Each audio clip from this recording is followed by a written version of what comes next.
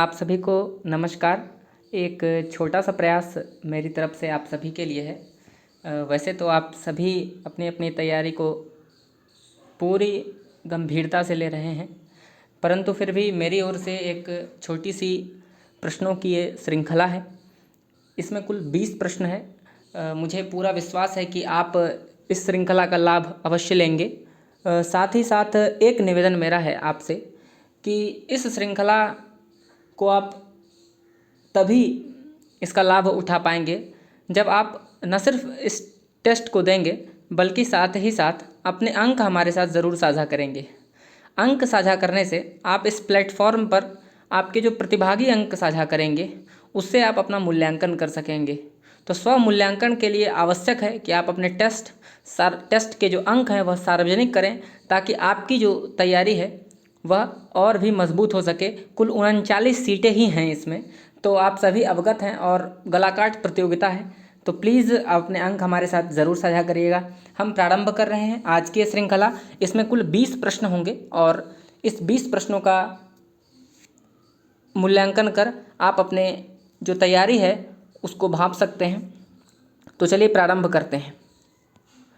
पहला प्रश्न है कि कविता कवि व्यक्तित्व की अभिव्यक्ति नहीं, व्यक्तित्व से पलायन है।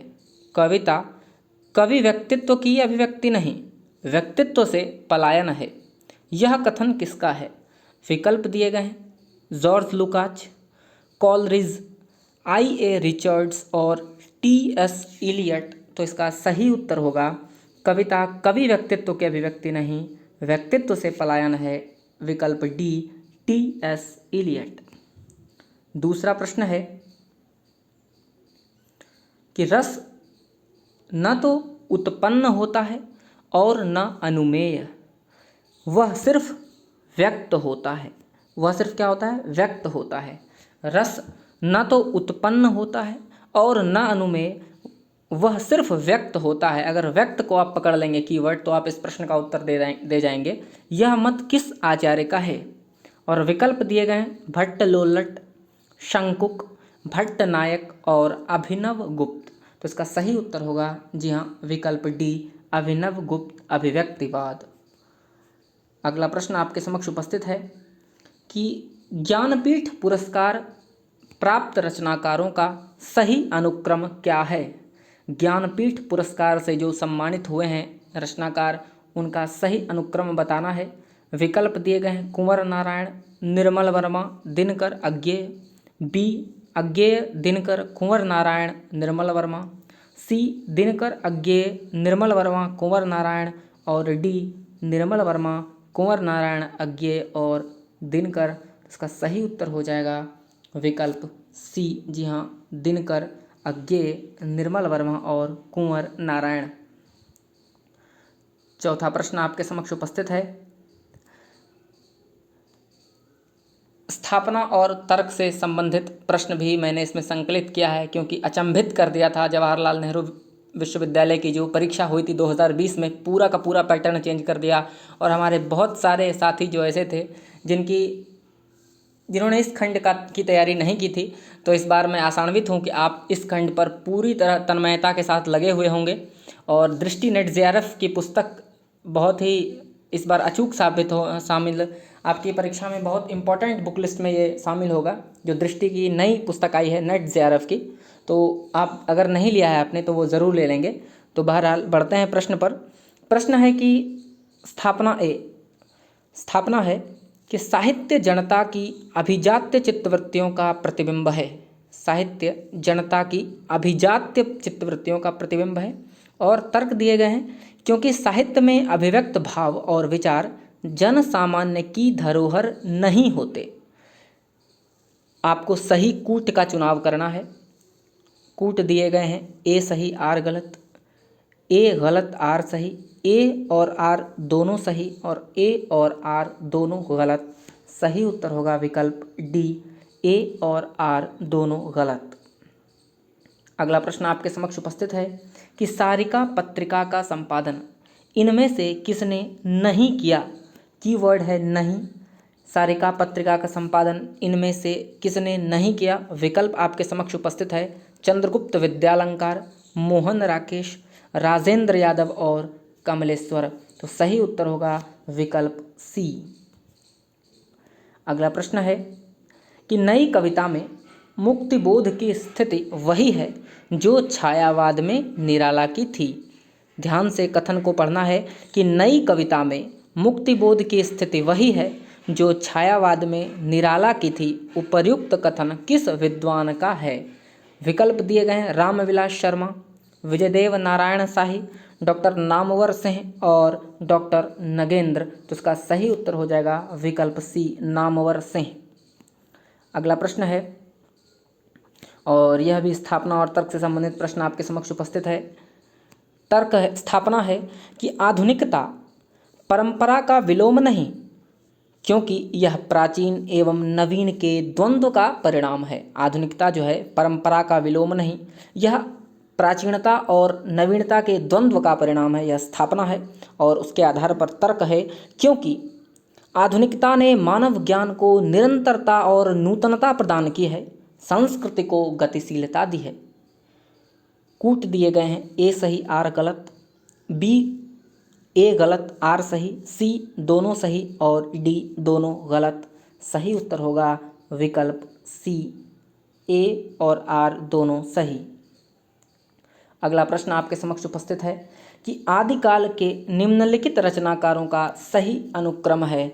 मैं बार बार कह रहा हूँ, दो किताबें बहुत महत्वपूर्ण, सरस्वती पांडे, गोविंद पांडे और दृष्टि की नेट जेआरएफ की जो पुस्तक है, इन दोनों पुस्तकों को आपको लगभग 2 से 3 बार रिवाइज कर लेना है, तभी आपका ग्रिप मजबूत हो पाएगा। और आचार्य रामचंद्र शुक्ल की जो पुस्तक है उसका भी आस्वादन आप करेंगे जब समय मिले आपको, परंतु इन दोनों पुस्तकों की महती भूमिका होगी, सरस्वती पांडे, गोविंद पांडे और नेट जेआरएफ की पुस्तक। और उसके बाद आप जितना अधिक वैकल्पिक प्रश्नों का अभ्यास कर सकते हैं, आप उतना धारदार परीक्षा में आपको अंक आएंगे। ध्यान रहे कि क्वार्टाइल अंक के कारण बहुत सारे ऐसे प्रतिभागी हैं जो इस परीक्षा से बाहर हो जाते हैं। तो ये तो दूसरी बात है क्वार्टाइल अंक, लेकिन फिर भी अगर हमें बहुत सारे ऐसे विद्यार्थी हैं जिनको क्वार्टाइल में एक भी अंक प्राप्त नहीं हो पाता, तो उनके लिए तो बस क्या ही है कि वो 10 गुना अधिक मेहनत करें। क्योंकि आप समझ सकते हैं कि अगर किसी प्रतिभागी के जो कंप्यूटर सीबीटी होता है उसमें 84 अंक आ गया और अतिरिक्त 12 अंक किसी प्रतिभागी को मिलता है। इस बार जो हमारी टॉपर हैं अंकेश भाटी जी, बहुत ही उनको जो है लगभग 96 या 98 के आसपास मार्क्स आया है, मुझे पूरा ध्यान नहीं है, परंतु ऐसी धारणा है लोगों में कि क्वार्टाइल अंक के कारण ही उनका चयन हो गया।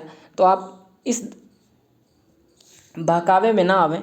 उनकी तैयारी पुरजोर थी और धारदार थी, उन्होंने हर एक खंड को अच्छे से अध्ययन किया था। तो आप किसी भी खंड को ना छोड़ें, आपको क्वार्टाइल अंक मिले ना मिले ये बाद का विषय है, परंतु पहले आपकी तैयारी है, फिर कुछ बाद में है। तो आप अगर आपको अंक नहीं मिल रहा है क्वार्टाइल से, तो आप समझ लीजिए कि आपकी तैयारी में 10 गुना अधिक आपको मेहनत करना पड़ेगा, क्योंकि कोई मर्सी नहीं है, मात्र 39 सीटें हैं, आपको बाहर कर दिया जाएगा। तो मेहनत करते रहिए, मेरी तो यही शुभकामना है आपके साथ। तो अगला प्रश्न जो है हमारे समक्ष कि आदिकाल के निम्नलिखित रचनाकारों का सही अनुक्रम है। विकल्प दिए गए हैं गोरखनाथ, अमीर खुसरो, विद्यापति, सरहपा, बी अमीर खुसरो, विद्यापति, सरहपा, गोरखनाथ, सी सरहपा, गोरखनाथ, अमीर खुसरो और विद्यापति, और डी विद्यापति, सरहपा, गोरखनाथ, अमीर खुसरो। इसका सही उत्तर होगा मित्र विकल्प सी, सरहपा, गोरखनाथ, अमीर खुसरो और विद्यापति। 9वां प्रश्न आपके समक्ष उपस्थित है कि आलोचना का विषय कवि नहीं कविता है। आलोचना का विषय कवि नहीं कविता है, यह कथन किसका है? विकल्प दिए गए हैं ड्राइडन, इलियट, क्रोचे और लॉन्जाइनस। सही उत्तर होगा टी.एस. इलियट, विकल्प बी। 10वां प्रश्न आपके समक्ष उपस्थित है कि मार्क्सवादी आलोचक नहीं हैं। विकल्प दिए गए हैं रामविलास शर्मा, नामवर सिंह, शिवदान सिंह चौहान और विजयदेव नारायण शाही। सही उत्तर होगा विकल्प डी। 11वां प्रश्न है कि प्रगतिशील साहित्य की समस्याएं नामक ग्रंथ के लेखक का नाम क्या है? विकल्प दिए गए हैं डॉक्टर नगेंद्र, नंद दुलारे वाजपेयी, कुबेर नाथ रॉय और रामविलास शर्मा। सही उत्तर होगा जी हाँ विकल्प डी। 12वां प्रश्न है, भारतीय काव्य शास्त्र का नवनिर्माण शीर्षक निबंध के लेखक हैं। विकल्प दिए गए हैं नंद दुलारे वाजपेयी, रामविलास शर्मा, हजारी प्रसाद द्विवेदी और आचार्य रामचंद्र शुक्ल। सही उत्तर होगा जी हाँ विकल्प बी। अगला प्रश्न है, वंदे वाणी विनायको निबंध संकलन के रचयिता कौन हैं? विकल्प दिए गए हैं विद्यानिवास मिश्र, रामवृक्ष बेणीपुरी, बाबू गुलाब राय और प्रताप नारायण मिश्र। सही उत्तर होगा विकल्प बी रामवृक्ष बेणीपुरी। 14वां प्रश्न आपके समक्ष उपस्थित है, अंत हाजिर हो किस महिला नाट्यकार की रचना है? अंत हाजिर हो। विकल्प दिए गए हैं शांति मल्होत्रा, मृणाल पांडे, त्रिपुरारी शर्मा और मीराकांत। सही उत्तर होगा जी हाँ विकल्प डी मीराकांत। अगला प्रश्न है, स्थापना और तर्क से संबंधित प्रश्न एक बार फिर आपके समक्ष उपस्थित हुआ है। तो 15वां प्रश्न है, स्थापना है कि मिथक शास्त्र, मिथ जिसको अंग्रेजी में कहते हैं MITH, मिथक शास्त्र मनुष्य की मानसिक संरचना को समझने की एक भ्रामक विद्या है। और तर्क है क्योंकि यह एक असत्य कथा, मिथ्या अथवा कोरी कल्पना है। सही कूट का चुनाव करना है आपको। विकल्प दिए गए हैं ए सही आर गलत, ए गलत आर सही, दोनों गलत और दोनों सही। सही उत्तर होगा विकल्प डी, ए और आर दोनों सही। 16वां प्रश्न आपके समक्ष उपस्थित है कि यह तथ्य अनदेखा नहीं किया जा सकता कि कविता के नए प्रतिमान के केंद्र में मुक्तिबोध हैं। यह तथ्य अनदेखा नहीं किया जा सकता कि कविता के नए प्रतिमान के केंद्र में मुक्तिबोध हैं। यह कथन किसका है? विकल्प दिए गए हैं डॉक्टर नागेंद्र, नामवर सिंह, लक्ष्मीकांत वर्मा और नंद दुलारे वाजपेयी। सही उत्तर होगा जी हाँ नामवर सिंह, विकल्प बी। अगला प्रश्न है कि निम्नलिखित में से किस उपन्यास को स्त्रीलेखन का प्रस्थान बिंदु माना जाता है? किस उपन्यास को स्त्रीलेखन का प्रस्थान बिंदु माना जाता है? ए मित्रों मरजानी, बी कठगुलाब, सी आवा और डी चाक। चारों रचनाएं महत्वपूर्ण हैं और इस प्रश्न का उत्तर हो जाएगा विकल्प ए। 18वां प्रश्न आपके समक्ष उपस्थित है कि नई कविता का स्वर एक नहीं विविध है। नई कविता का स्वर एक नहीं विविध है, उक्त कथन किसका है? विकल्प दिए गए अज्ञेय, मुक्तिबोध, शमशेर बहादुर सिंह और कुंवर नारायण। सही उत्तर होगा विकल्प ए।